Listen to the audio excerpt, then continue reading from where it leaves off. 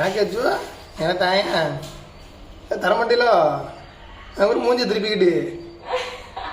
தாச்சு எனக்கு எனக்கு அச்சு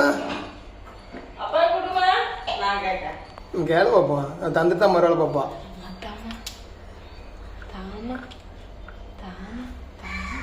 எப்படி கை தட்டத பாரு விட மாட்டா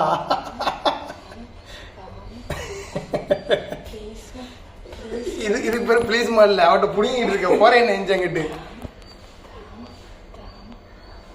இப்ப பாரு